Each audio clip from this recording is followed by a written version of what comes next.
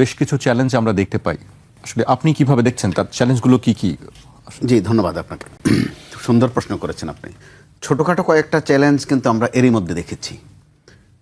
Challenge ছিল তিনি আসবেন কিনা, যে কারণে বিএনপির মাঝে মধ্যে বলতে হয়েছে যে তিনি শিগগিরই আসবেন।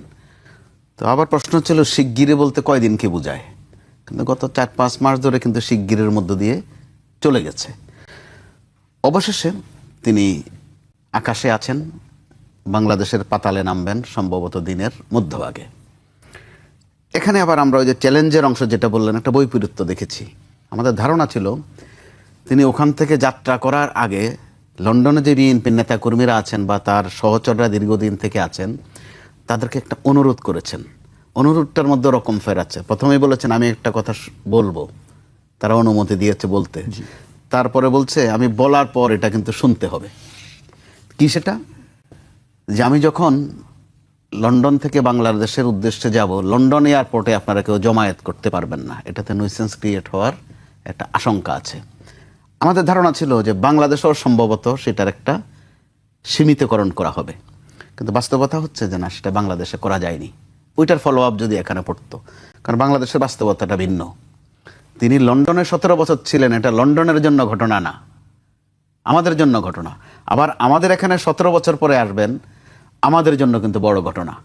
চাইলেই বিমানবন্দর একেবারে সীমিত করা যাবে, লোক চলাচলের মধ্যে বাধা দেওয়া যাবে, এত সহজ না বিষয়টা। তারপরও তিনি আসছেন, বিএনপির দিক থেকে স্বাভাবিকভাবে প্রত্যাশা থাকবে তারা রাস্তাঘাটে দাঁড়াবেন, সংবর্ধনা জানাবেন। যেটির সঙ্গে একটি আবেগ জড়িত, মানুষ আবেগের বিষয় আছে, দীর্ঘ আবেগের বিষয়। তো সেই জায়গায় নিরাপত্তার একটু নিয়ে আমরা চিন্তিত কিন্তু হতেই পারি। জেনেতন আয়োজন নয় কিন্তু ঢাকায় এই মুহূর্তেও ঢাকার বাইরের প্রচুর লোক সমাগম এই ঢাকায়। তো এর অবস্থায় যখন তিনি ঢাকা আসবেন, ওখানে আমরা এই পর্যন্ত যে শিডিউলটা দেওয়া হয়েছে, যে নেমে প্রথমে বলা হয়েছিল হাসপাতালে যাবেন, তারপরে সংবর্ধনায় আসবেন। পরবর্তীতে এটা চেঞ্জ করা হয়েছে যে আগে সংবর্ধনায় যাবেন, ওখান থেকে এবং সংবর্ধনায় তিনি একাই বক্তব্য দেবেন। অর্থাৎ এই উলর্ধ কিন্তু একটা সাবধানতা, একটা সীমাবদ্ধ কিন্তু আছে। অর্থাৎ সীমিতকরণ বা সাবধান হওয়ার একটা প্রবণতা আমরা দেখছি, সেটা অবশ্যই প্রয়োজন। এখন চ্যালেঞ্জের বিষয়টা, মূল চ্যালেঞ্জের বিষয়টা, বিএনপির নেতাকর্মীদের প্রত্যাশা তিনি আসবেন, দল আরও শক্তিশালী হবে, বিএনপি ক্ষমতায় যাবে। তাদের সীমানার মধ্যে এতটুকুই তাদের ভাবনা। এর পাশাপাশি জনপ্রত্যাশার বিষয়টি আছে, এই বিষয়টা কিন্তু অত্যন্ত গুরুত্বপূর্ণ। শুধু ক্ষমতায় যাওয়া তার জন্য চ্যালেঞ্জ না, তার জন্য রক্তের উত্তরাধিকারের মতো দুটা বিষয় কিন্তু সামনে আছে। একটা হচ্ছে যে বাংলাদেশ দফায় দফায় কিন্তু বিভিন্ন সময়ে নানান ধরনের খাদে পড়েছে, অন্ধকার খাদে পড়েছে, আধা খাদে পড়েছে। ওখান থেকে তুলে আনার দৃষ্টান্ত বাংলাদেশে বিএনপির। প্রথমত 15 আগস্ট ট্র্যাজেডির পর কিছুদিন কু পাল্টা কু, এটা সেটার পরে জিয়াউর রহমান সাহেব তখন ক্ষমতা নিয়ে 3.5 বছর দেশ চালালেন। দেখা গেল দেশের চেহারা চেঞ্জ করে ফেললেন। শুধু চেহারাই চেঞ্জ করেননি, বাংলাদেশকে একটি স্বনির্ভর রাষ্ট্রের দিকে সিঁড়িতেও কিন্তু নিয়ে গেলেন। কোত্থেকে তুলে? খাত থেকে তুলে। যখন ছিল লুটতরাজ, হানাহানি, খুনাখুনি, মাত্র 3.5 বছরের, যেটা ঐতিহাসিকদের অনেকে, রাজনৈতিক বিশ্লেষকদের অনেকে বলেন সেটাকে ম্যাজিক্যাল, আর যারা একটু ধর্মাস্ত্রয়ী তারা বলেন যে আল্লাহর কোনো রহমত ছিল। তার থেকে দেশকে তোলার দ্বিতীয় দৃষ্টান্ত তৈরি করেছেন বেগম খালেদা জিয়া। দীর্ঘ 9 বছর যখন এরশাদের স্বৈর শাসনে দেশের কাঠামোগুলো ভেঙে গেল, প্রতিষ্ঠানগুলো তছনছ হয়ে গেল, এক ধরনের হাহাকার, নৈরাজ্য যে কী হবে দেশটার, ওই সময়ে দেশটাকে কিন্তু খাত থেকে টেনে তুললেন বেগম খালেদা জিয়া। তো ওই জায়গায় তারেক রহমানের জন্য কিন্তু এখন এই দুইটা একদম ফরজের মতো, তার বাবার উত্তরাধিকার ধরে রাখা, তার মায়ের কৃতকর্মের ফলো আপ রাখা। এই মুহূর্তে দেশে সন্ত্রাস নানান জায়গায়, মব ভায়োলেন্স একটা নতুন যোগ হয়েছে, আগুনের ঘটনা ঘটছে, নানান সহিংসতা ঘটছে। এই মুহূর্তে তারেক রহমান সাহেব যখন দেশে আসবেন, হয়তো তিনি এসেই তো আর ক্ষমতায় যাবেন না, বা ক্ষমতায় গেলেই সব করা যায় তা কিন্তু নয়। তারেক রহমান সাহেব কি বলেন, কি সিদ্ধান্ত দেন, কি আহ্বান জানান, সেটার উপরে কিন্তু নির্ভর করছে যে আমাদের এই চলমান যে নৈরাজ্য আছে, অর্থনৈতিক সেক্টরে যে বন্ধাত্ব আছে, সেটা কেটে যাবে তার হয়তো দিক নির্দেশনামূলক বক্তব্যে। তার আগে তিনি গত কয়েকদিন কিন্তু কয়েকটা পরিকল্পনার কথা জানিয়েছেন তিনি, যে অর্থনীতিকে দেশকে কোন দিকে নেবেন, শিক্ষা সেক্টরে কোন দিকে নিতে চান, রাজনৈতিক বন্দোবস্ত কি করতে চান, এগুলো কিন্তু মোটামুটি পরিষ্কার করে বলেছেন গত কয়েকদিন। তো ওই জায়গায় মোটা দাগের চ্যালেঞ্জ, একদম নগদ চ্যালেঞ্জ, যেটা যে দেশে আসার পর থেকে বা পরদিন থেকেই যদি তার ডিরেকশনে, তার নির্দেশনায়, তার আহ্বানে আমরা এই বিদ্যমান বা চলমান যে নৈরাজ্যগুলো আছে, যে মব ভায়োলেন্স আছে, বিভিন্ন জায়গায় যে অবিশ্বাস আছে রাজনৈতিক দলগুলোর মধ্যে, সেটা যদি একটু উতরাতে থাকে একটু একটু করে, আমরা একদম ধারণা করতে পারি যে তৃতীয় দফায় বাংলাদেশকে খাত থেকে টেনে তোলার দৃষ্টান্তটা তার হাত দিয়ে হবে। জি, আপনার কাছে আমি আবারও আসবো। এই পর্যায়ে আমি আবু হেনা রাজ্জাকের কাছে আসতে চাই। আমরা শুনছিলাম বেশ কিছু চ্যালেঞ্জের কথা। তিনি বলছিলেন যে নির্বাচনের পরবর্তী চ্যালেঞ্জের কথাই তিনি, পরবর্তী এবং আগের কথাই তিনি বলছিলেন মোস্তফা কামাল। আপনার কাছে জানতে চাই আসলে নির্বাচনের আগে রাজনৈতিক চ্যালেঞ্জগুলো আসলে তার জন্য কি অপেক্ষা করছে? ধন্যবাদ আপনাকে আর আমার বন্ধুবর আলোচক কামাল ভাই, আমি খুব ভালোবাসি, আর আপনার দর্শক শ্রোতা যারা আছেন। আসলে তারেক জিয়া সাহেব দীর্ঘ 17 বছর 16 বছর অ্যাবসোলুটলি দেশের বাইরে ছিলেন। এক টেলিফোনিক কন্ট্যাক্ট, সোশ্যাল মিডিয়ার কন্ট্যাক্ট, ভার্চুয়াল মিটিং, এছাড়া কোনো ফরমেশন, কোনো যোগাযোগের মাধ্যম তার জন্য ছিল না।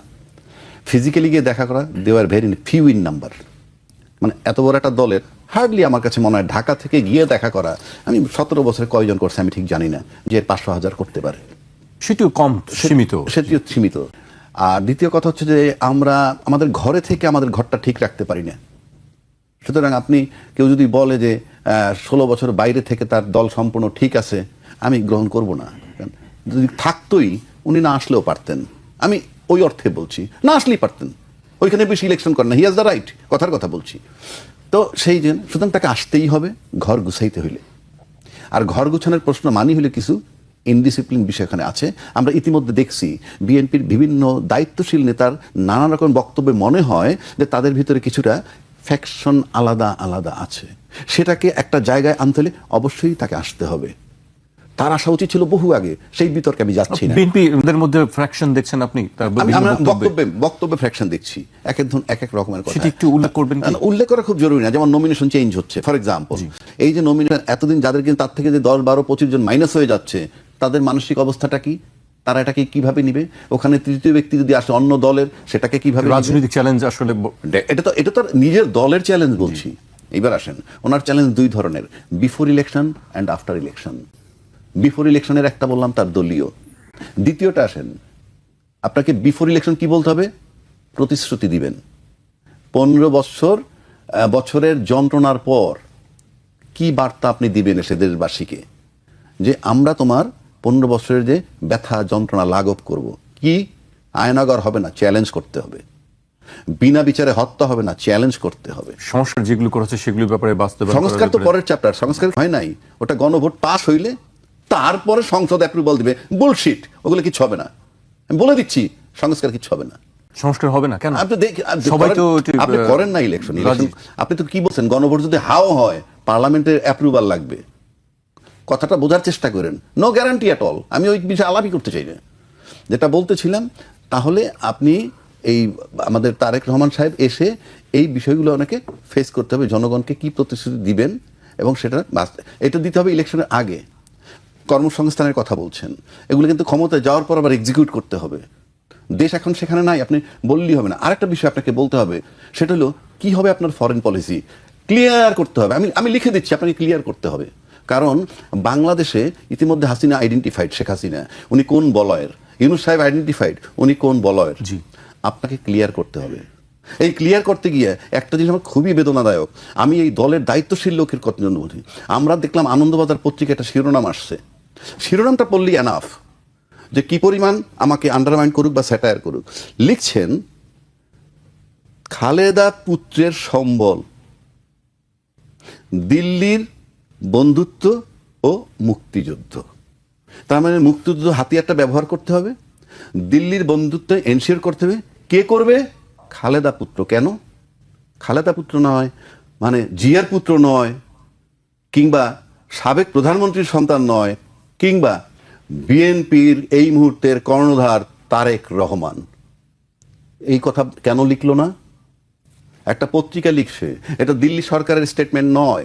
কিছুদিন আগে দেখলাম পত্রিকা কি বলছেন, কলকাতার এক পত্রিকায় ফখরুল ইসলাম আলমগীর সাহেব চ্যালেঞ্জ করছেন যে উনি বলেন নাই। একই চ্যালেঞ্জ এখানে আসে নাই কেন? আমার নেতা, আমি এই দেশে প্রধানমন্ত্রী হিসেবে স্বপ্ন দেখতেছি তারেক রহমান সাহেবই হবেন। তো সেই নেতাকে যখন একটা পত্রিকা বলে একটা দায়িত্বশীল লোক, এত বড় একটা পার্টির প্রধান, খালেদা পুত্র মানে কি? আমি আজকেও দাবি করতেছি এই প্রতিবাদ করতে হবে, নয়তো আমরা ধরে নিব যে অন্যরকম আমরা চিন্তা করব আপনারা কারা। এইবার আসেন, এটা আমি এই প্রসঙ্গে আসলো বলে বললাম। এরপরে আসেন কি চ্যালেঞ্জ, বিচারের কন্টিনিউশন, প্রতিশ্রুতি দিতে হবে যে ইয়েস বিচারটা কার, কোনো ব্যক্তির না, স্বৈরাচার ছিল। আপনারা দায়িত্বশীল দাবি করতেছেন, বিশাল আন্দোলন আপনারা করেছেন, সেই আন্দোলন করে তাকে যখন সরিয়েছেন, তাইলে আপনার সেই বিচার কন্টিনিউ থাকবে, সেটাকে প্রতিশ্রুতি দিতে হবে। 4 নম্বর আসেন জুলাই চেতনা ধারণকারীদের মূল্যায়ন, যে আমরা তো জুলাই চেতনা ধারণ করি, আপনারা যদি ধারণ করেনি তাইলে জুলাই চেতনা মঞ্চ আলাদা কেন, ইনকিলাব মঞ্চ কেন, এনসিপি দল হইল কেন? আপনার সাথেই তো মিশে যেতে পারতো। সময়ের ব্যবধানে অতীতে কি করছেন, এই 5ই আগস্টের ওগুলোতে আমি যাচ্ছি না, লেটেস্ট যেটা হচ্ছে আওয়ামী লীগের লোক যোগ দিচ্ছে আপনার দলে, যোগ দেওয়াটাকে আমার অপরাধ না, কিন্তু আওয়ামী লীগ তো অ্যাবসলিউটলি জুলাই চেতনা বিরোধী। সেই লোক যখন আপনার দলের ভিতরে যাতায়াত জায়গা পাচ্ছে, তাহলে আমি কি করে করব যে আপনি জুলাই চেতনা লালন করছেন? এইবার আসেন যে অর্থনৈতিক মুক্তি কি হবে, সেই প্রতিশ্রুতি দিতে হবে। যে টাকা পাচার হয়েছে উদ্ধার করার দায়িত্ব নিতে হবে, কারণ আপনার দলের বহু লোক স্যাটায়ার করছে এই সরকারকে, যেই সরকার অনেক ক্ষমতাধর। তার প্রমাণ হইল এই হাদি যখন সিঙ্গাপুরে গেল, সিঙ্গাপুরের ফরেন মিনিস্টার যোগাযোগ রাখছে, বাংলাদেশের কোন মন্ত্রী, সিঙ্গাপুরে বহু লোক চিকিৎসা নিয়েছে, বহু মন্ত্রী, কেউ তাদের সাথে দেখা করতে যায় নাই। তাহলে আপনাকে বুঝতে হবে যে সেখানে ফরেন মিনিস্টার যোগাযোগ করছে। সেই ইউনূস সাহেবের বদনাম, গীবত, এর কোনো অন্ত নাই। আপনাকে টাকা উদ্ধার করবেন, সেই প্রতিশ্রুতি দিতে হবে, দেশের টাকা, জনগণের টাকা, আপনি মহানায়ক হবেন, এটার প্রতিশ্রুতি দিতে হবে। দিতে হবে মানে এই চ্যালেঞ্জগুলো আমাকে মোকাবেলা করতে হবে। পাশাপাশি তার সিক্রেট নামে আমরা যেটা দেখতেছি, যে অনুমান যেটা করতেছে, তার নিরাপত্তা বলে, আমি পত্রিকায় পাইছিলাম তার নিরাপত্তা কিভাবে দিবে, সেই নিরাপত্তার নামেও যদি তার মাঠ কর্মীর সাথে তার ডিস্টেন্স হয়ে যায়, তাকে যদি সীমিত লোক তার সাথে দেখা সাক্ষাৎ করে তার দলের মধ্য থেকে এরা বার্তা নিয়ে বাইরে যায়, সেখানে একটা গ্যাপ তৈরি হতে পারে। কেননা এতদিন উনি বাইরে ছিলেন, একটা অজুহাত ছিল, এখন তো উনি দেশে আসছেন, সুতরাং দেশে এসে সবার সাথে করে ওনার এই ধারণাগুলা, মানে এই ইউনাইটেড করাটা ওনার জন্য বিশাল চ্যালেঞ্জ। এই চ্যালেঞ্জগুলো তার জন্য রয়েছে বলে আমি মনে করি।